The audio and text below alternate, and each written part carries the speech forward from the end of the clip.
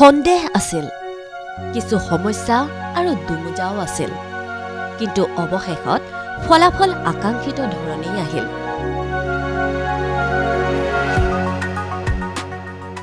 বয়সৰ সংখ্যাটো অলপ বেছি, তাতে কি হ'ল? যেতিয়ালৈকে দুচকুত সপোন আছে তেতিয়ালৈকে কোনেও হাৰ নামানে। ৮৬ বছৰ বয়সত স্নাতকোত্তৰ ডিগ্ৰী লাভ কৰি এই কথাই কামেৰে ক'লে নলবাৰীৰ সৰোজনী ভাগৱতীয়ে। মোৰ অলপ মেমৰি কমি গৈছে, সেইটো মই বুজি পাইছোঁ, গতিকে মোৰ অলপ সন্দেহ আছিল, কিন্তু ঈশ্বৰে মোৰ ভাল কৰি দিছে, মই বহুত সুখী হৈছোঁ। নলবাৰীৰ বৰনৰ্দী গাঁৱত ৮৬ বছৰীয়া এগৰাকী মহিলা সৰোজিনী ভাগৱতী। সাধাৰণ ধাৰণা, প্ৰচলিত মানসিকতাৰ বিপৰীতে খোজ দি এওঁ ৮৬ বছৰ বয়সত উত্তীৰ্ণ হ'ল স্নাতকোত্তৰ পৰীক্ষাত।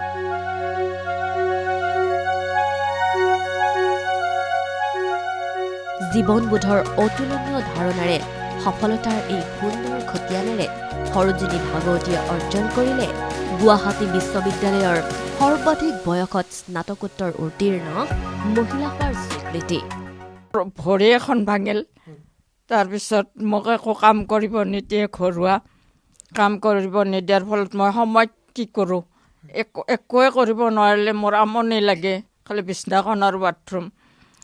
সেইকাৰণে মই বোলো মোক এডমিশ্যন লৈ দিয়ে আৰু দি দিলে এডমিশ্যন সিহঁতে। অসমীয়াত মোৰ এক্সপিৰিয়েঞ্চ নাছিল, সেইকাৰণে অসমীয়া বিষয়ে ল'লোঁ।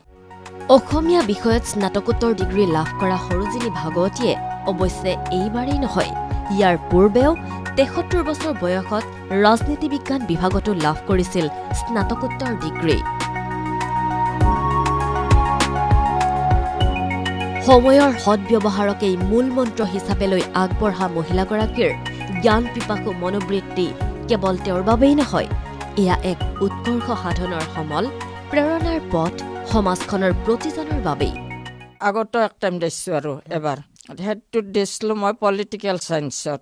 সেই আমাৰ মিডিয়াম আমাৰ ইংলিছে আছিল, গতিকে ইংলিছ মিডিয়ামত থৈছে।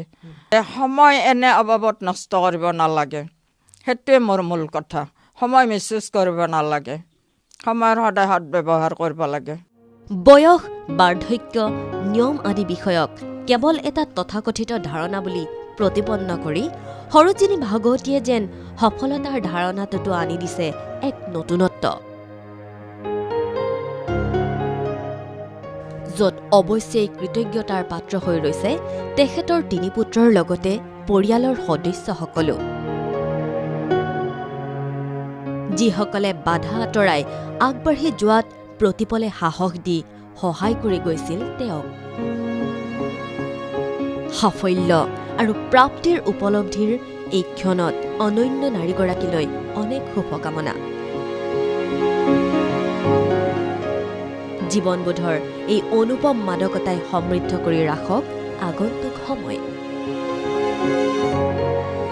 ভিডিঅ' জাৰ্নেলিষ্ট পৰাগ দাসৰ সৈতে নলবাৰীৰ পৰা ভাস্কৰ জ্যোতি ডেকাৰ ৰিপৰ্ট ND24।